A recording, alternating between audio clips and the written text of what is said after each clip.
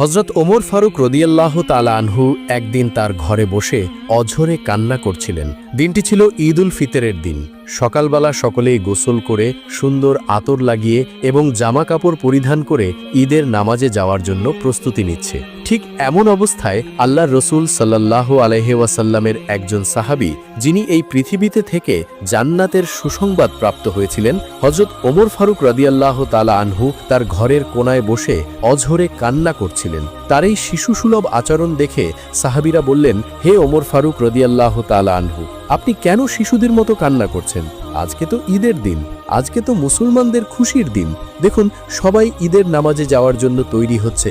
আপনি কি আমাদের সাথে ঈদের নামাজে যাবেন না? তখন হযরত ওমর ফারুক রাদিয়াল্লাহু তাআলা আনহু সাহাবাদের কথার উত্তরে বললেন, হে সাহাবারা, আমি জানি না আল্লাহ পাক রাব্বুল আলামিন আমাকে ক্ষমা করছেন কিনা, কারণ যে রমজানে আল্লাহর সন্তুষ্টি অর্জন করতে পারলাম না, আল্লাহর ক্ষমা লাভ করতে পারলাম না, তার জন্য তো জাহান্নাম নির্ধারিত।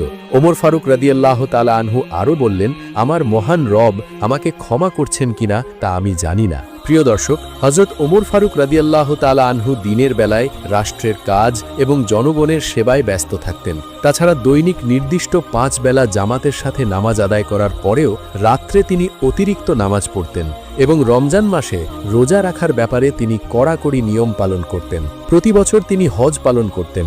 মৃত্যুর পূর্বে তিনি অনবরত 2 মাস রোজা রেখেছিলেন। হযরত ওমর রাদিয়াল্লাহু তাআলা আনহুর 2 চোখ দিয়ে টপ টপ করে পানি গড়িয়ে পড়ছিল। হয়তো হযরত মুহাম্মদ সাল্লাল্লাহু আলাইহি ওয়াসাল্লামের রেখে যাওয়া কোরআন এবং হাদিস থেকে তার জীবনে তিনি যে জ্ঞান লাভ করেছিলেন, সে স্মৃতিচারণ করে তিনি ব্যাকুল হয়ে উঠেছিলেন। ঈদের দিন সকালবেলা রমজানের মতো মহামান্বিত মাসে আল্লাহ পাক রব্বুল আলামিনের সন্তুষ্টি লাভ করেছেন কিনা সে নিয়ে তিনি চিন্তায় বিভোর হয়ে উঠেছিলেন। মাহে রমজানের কঠোর সাধনার পরে ঈদের দিনের একটি কাহিনী। ঈদের দিন সকালে কিছু ছোট ছেলেমেয়েরা হযরত হাসান এবং হোসেন রাদিয়াল্লাহু তাআলা আনহুকে বলতে লাগলো, আজকে তো ঈদের দিন, দেখো আমরা সবাই নতুন নতুন জামা কাপড় পরে আসছি, তোমাদের নতুন জামা কোথায়? তোমরা তো দেখছি এখনো আগের পুরাতন জামাই পরে আছো, তোমাদের কি নতুন জামা কিনে দেয়নি? ছোট শিশুদের কথা শুনে হযরত হাসান এবং হুসেন রাদিয়াল্লাহু তাআলা আনহু এক দৌড় দিয়ে তাদের ঘরের ভেতরে ঢুকে গেল এবং তাদের আম্মাজান হযরত ফাতেমা রাদিয়াল্লাহু তাআলা আনহুকে খুঁজতে লাগলো আর বলতে লাগলো, আম্মা আম্মা, বাইরে সবাই দাঁড়িয়ে আছে, আমাদের বন্ধুদের সঙ্গে ঈদের নামাজে যাব, আমাদের নতুন জামা কাপড় কোথায়? আমাদেরকে এখনই আমাদের নতুন জামা কাপড় পরিয়ে দাও এবং সুগন্ধি মাখিয়ে ঈদের নামাজের জন্য প্রস্তুত করে দাও, তোমরা এখন গিয়ে গোসল করে এসো। মায়ের মুখে এমন কথা শুনে তখন 2 ভাই খুশিতে নাচতে নাচতে গোসল করতে চলে গেল। এদিকে মা ফাতেমা চিন্তিত হয়ে গেলেন এবং কান্না শুরু করে দিলেন। তিনি সমস্ত কাজকর্ম ফেলে দিয়ে জায়নামাজ বিছিয়ে নামাজে বসে গেলেন। পরম আন্তরিকতায় নামাজ শেষে তিনি মোনাজাতে আল্লাহ পাক রব্বুল আলামিনের দরবারে কেঁদে কেঁদে বলতে লাগলেন, হে আল্লাহ, আমি তো আমার সন্তানদেরকে মিথ্যা সান্ত্বনা দিয়েছি। আমি আমার সোনামণিদেরকে বলেছি তারা গোসল করে আসলেই তাদের নতুন জামা কাপড় পরিয়ে দিব, সুগন্ধি মাখিয়ে দিব। কিন্তু হে আল্লাহ পাক রব্বুল আলামিন, হে আমার রব, তারা যদি গোসল করে এসে নতুন জামা কাপড় না পায় তখন আমি তাদেরকে কি জবাব দিব? মা হয়ে আমি ছোট শিশুদের সামনে মিথ্যা প্রমাণিত হব। হে আল্লাহ, এই বিপদ থেকে আমাকে রক্ষা করো। আমার আদরের দুলালদের কাছে আমি কি বলবো? হযরত ফাতেমা রাদিয়াল্লাহু তাআলা আনহু এই কথা বলে সিজদায় আল্লাহর কাছে কান্না করতে লাগলো। হে আল্লাহ, তুমি বলে দাও এখন আমি কি করব? হযরত ফাতিমা রাদিয়াল্লাহু তাআলা আনহু এসব বলে যখন আল্লাহর দরবারে ফরিয়াদ করেছিলেন, এমন সময়ে তিনি দেখতে পেলেন যে হযরত হাসান এবং হোসাইন রাদিয়াল্লাহু তাআলা আনহু নতুন জামা কাপড় হাতে নিয়ে ঘরে ঢুকছে। হযরত ফাতেমা হযরত হাসান হোসাইনকে জিজ্ঞেস করলেন, সোনামণিরা, তোমাদের হাতে এগুলো কিসের জামা কাপড়? আর তখন 2 ভাই একসাথে জবাব দিল, মা, আমরা গোসল শেষ করে যখন বাড়ির দিকে রওনা করেছিলাম তখন একজন লোক আমাদেরকে বলল, হাসান হোসাইন একটু দাঁড়াও। তিনি তার পরিচয় দিয়ে বললেন, আমি দর্জির দোকান থেকে এসেছি, এই নাও তোমাদের নতুন জামা কাপড়, এবং আমাদেরকে আমাদের নতুন জামা কাপড় হাতে ধরিয়ে দিল। এই কথা শুনে হযরত ফাতেমা রাদিয়াল্লাহু তাআলা আনহু আল্লাহর দরবারে শুকরিয়া আদায় করতে লাগলেন এবং আল্লাহর দরবারে বলতে লাগলেন, হে আল্লাহ, তোমার মহিমা বোঝা বড় দায়ভার। তুমি আমার প্রতি যে অনুগ্রহ করেছো, তোমার শুকরিয়া আমি কিভাবে আদায় করব? তিনি প্রথমে ভেবেছিলেন হয়তো হযরত আলী কাউকে দিয়ে কাপড় পাঠিয়ে দিয়েছেন, কিন্তু কিছুক্ষণ পরে যখন হজরত আলী রাদিয়াল্লাহু তাআলা আনহু দরজায় কড়া নাড়ল এবং ঘরের ভিতরে প্রবেশ করলেন, তার দুই সন্তান হজরত হাসান এবং হোসাইনের গায়ে নতুন জামাকাপড় দেখে অবাক হয়ে গেলেন এবং জিজ্ঞেস করলেন, তোমরা এত সুন্দর জামাকাপড় কোথায় পেয়েছো? আমি তো এই জামাকাপড় কিনে দেইনি, তোমাদের মা কিনে দিয়েছেন। হজরত আলী রাদিয়াল্লাহু তাআলা আনহু আরো বলতে লাগলেন, তোমাদের মাই বা এ জামাকাপড় কেনার অর্থ কোথায় পেলেন? তখন হজরত ফাতেমা রাদিয়াল্লাহু তাআলা আনহু হজরত আলীর কাছে সবকিছু বর্ণনা করলেন। হজরত আলী এবং হজরত ফাতেমা রাদিয়াল্লাহু তাআলা আনহুর বুঝতে বাকি রইল না যে যিনি জামা দিয়ে গেছেন নিশ্চয়ই তিনি আল্লাহর কোনো ফেরেশতা ছিলেন। আল্লাহ পাক রব্বুল আলামিন নবীর কন্যা হজরত ফাতেমা রাদিয়াল্লাহু তাআলা আনহুর দোয়া কবুল করেছেন এবং আকাশ থেকে ফেরেশতার মাধ্যমে হজরত হাসান এবং হোসাইনের জন্য বেহেস্তি জামা কাপড় পাঠিয়ে দিয়েছেন। একদা হজরত হাসান এবং হোসাইন রাদিয়াল্লাহু তাআলা আনহু খুবই অসুস্থ ছিলেন, কিছুতেই তাদের অসুস্থতা ভালো হচ্ছিল না। তখন শেরে খোদা হজরত আলী রাদিয়াল্লাহু তাআলা আনহু এবং হজরত ফাতেমা রাদিয়াল্লাহু তাআলা আনহু মান্যত করলেন, হজরত হাসান এবং হোসাইন যদি সুস্থ হয়ে যায় তাহলে আল্লাহর শুকরিয়া আদায়ের বরকতে তারা 3টি নফল রোজা পালন করবেন।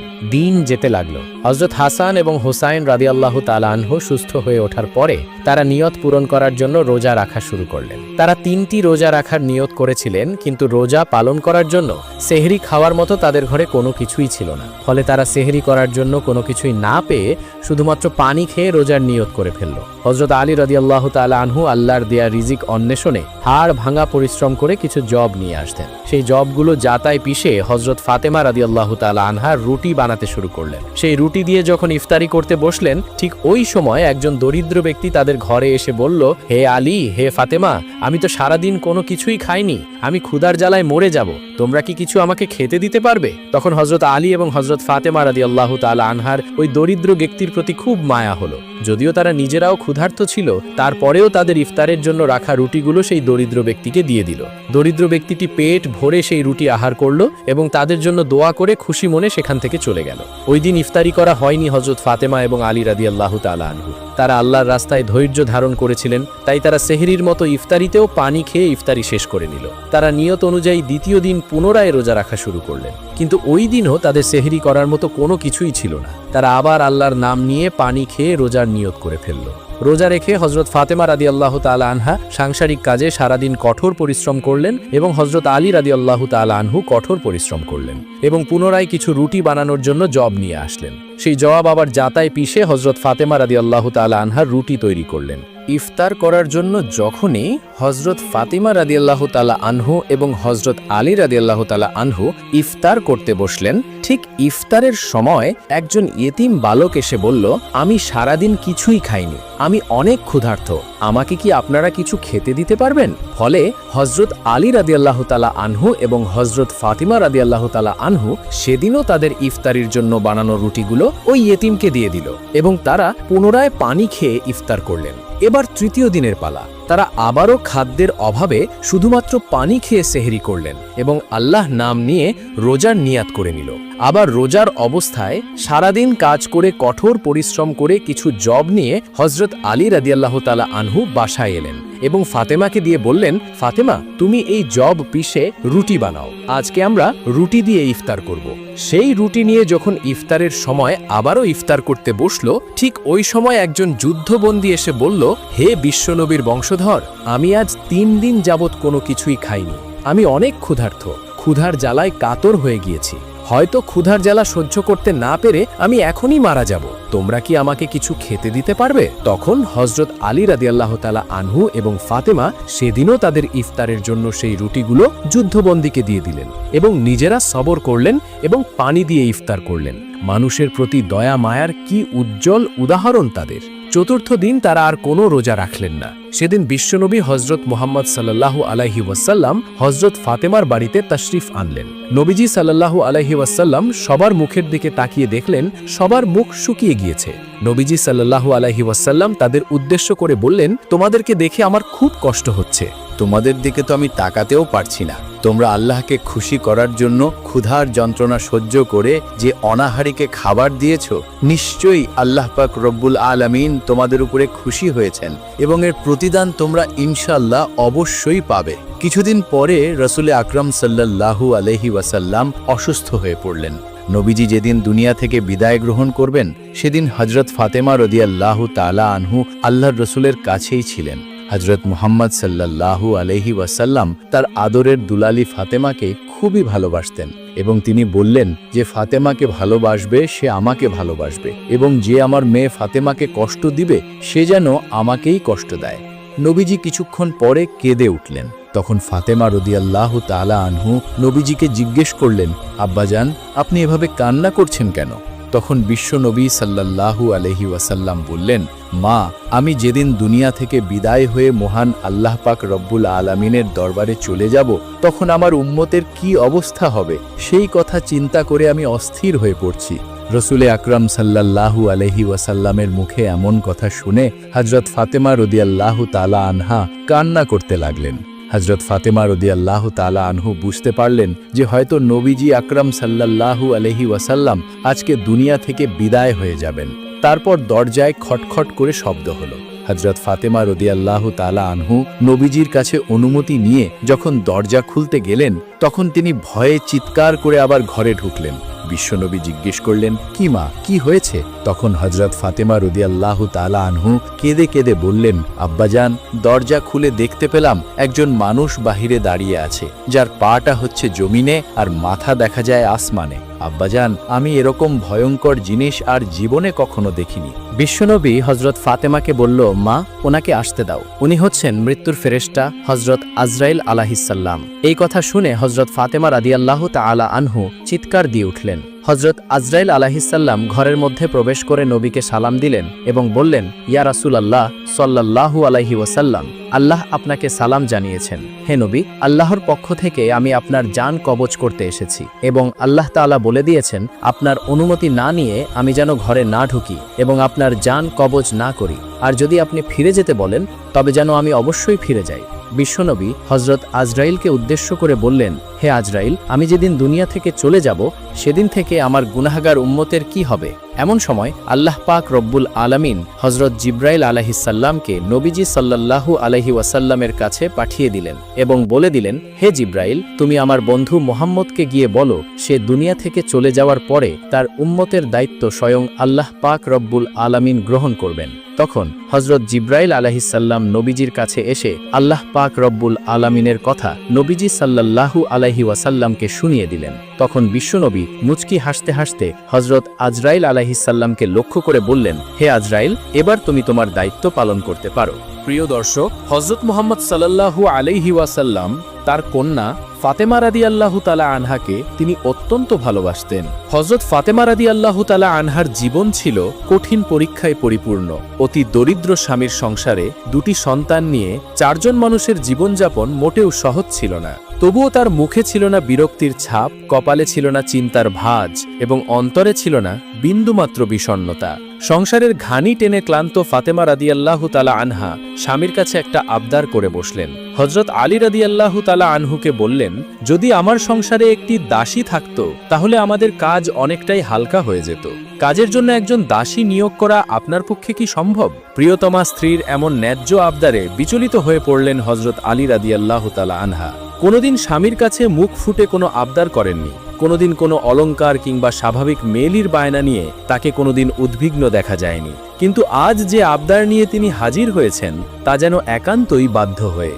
হযরত ফাতেমা রাদিয়াল্লাহু তাআলা আনহুর আবদারে খানিকটা চুপ হয়ে রইলেন হযরত আলী রাদিয়াল্লাহু তাআলা আনহু। তারপরে হযরত ফাতেমাকে বললেন, তোমার কষ্ট আমি বুঝি, ভীষণ কাজের ভারে তোমার দুর্বল হয়ে যাওয়া শরীর দেখে আমিও কষ্ট পাই। তোমার কষ্ট লাঘবের তাগিদে যে আবদার করে বসেছ, আমার কাছে তা মেটাতে পারলে আমার চাইতে বেশি খুশি এ ধরায় আর কেই বা হতে পারে। কিন্তু ফাতেমা, আমার সামর্থ্যের ব্যাপারে তোমার চাইতে বেশি আর কে জানে? তোমার এ আবদার রক্ষায় আমি যে একান্তই অপারক আর অক্ষম তা নতুন করে বলার প্রয়োজন নেই। পুনরায় কথা বললেন হযরত আলী রাদিয়াল্লাহু তাআলা আনহা। তার চোখে মুখে এমন দোল খাচ্ছে সম্ভাবনার রেখা। কোনো এক বিচিত্র কারণে তাকে বেশ আশাবাদী, বেশ উৎসাহী ও প্রফুল্ল দেখা দিল।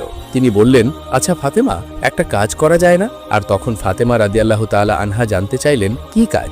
আর তখন আলী রাদিয়াল্লাহু তাআলা আনহা বললেন, নবীজির কাছে অনেক দাসদাসী উপঢৌকন হিসেবে পাঠায়। উপঢৌকন হিসেবে আসা এসব দাসদাসীর মধ্য থেকে একটা দাসী তুমি চেয়ে নিতে পারো। তোমার অবস্থা সম্পর্কে বর্ণনা ঘটনার পরে আমার বিশ্বাস তার হাতে যদি কোনো দাসী মজুদ থাকে তবে তিনি অবশ্যই একটি দাসী তোমাকে উপহার হিসেবে দিয়ে দেবেন।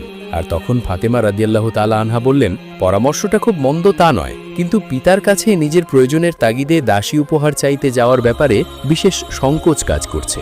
এমন আবদারের পরে কন্যার ব্যাপারে পিতার ভাবনাটাই বা কি হবে, এ ব্যাপারে সন্দিহান তিনি।